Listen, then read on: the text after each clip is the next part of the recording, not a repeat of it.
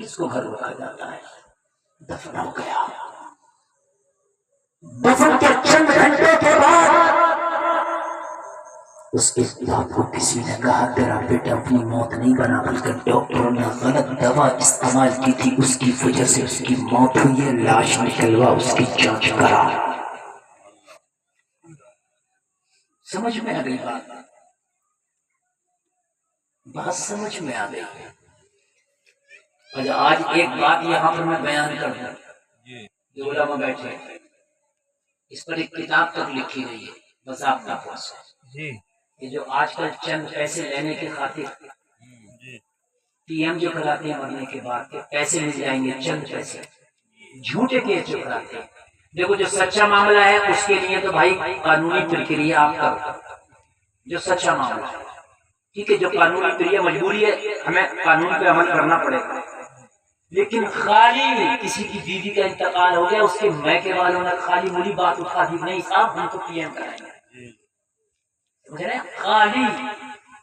جو لگ رہا ہے کہ نہیں ہے یہ اس کے ساتھ حادثہ نہیں ہوا لیکن پھر بھی خدا را بچو، اس لیے کہ پی ایم آسان نہیں ہوتا، ایک تو مرنے والے کو جب کاٹا جاتا ہے نا تو جو تکلیف اسے ہوتی ہے وہ وہی جانتا ہے، مکھی بھی بیٹھتی ہے تو اسے تکلیف ہوتی ہے۔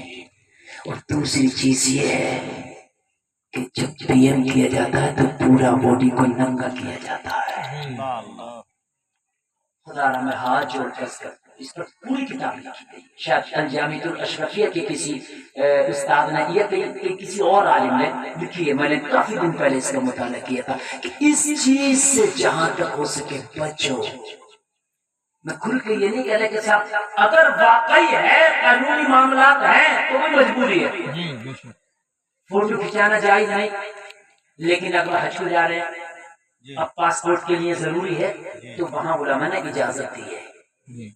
مالی کی نہیں آ رہی ہے اتنی علماء نے اجازت دی ہے۔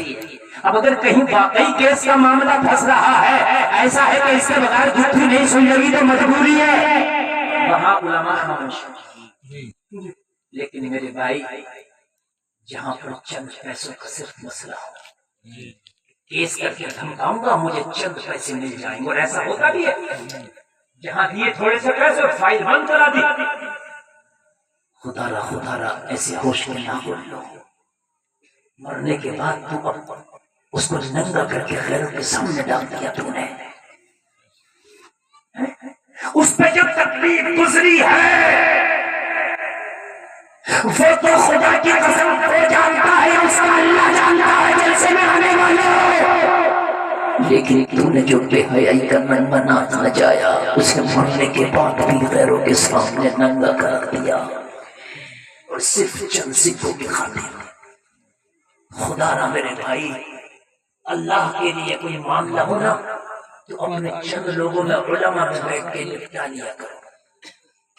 علماء میں بیٹھ کے اپنے چند بڑے لوگوں کو بٹھا کر کے نپٹایا کرو۔ خدا را ان چیز سے بچنے کی کوشش کرو جہاں تک ہو سکے،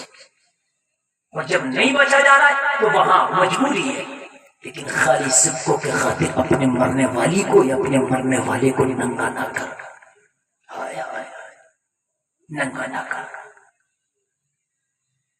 خالی کسی کا گھٹنا اکھڑ جائے حرام ہے،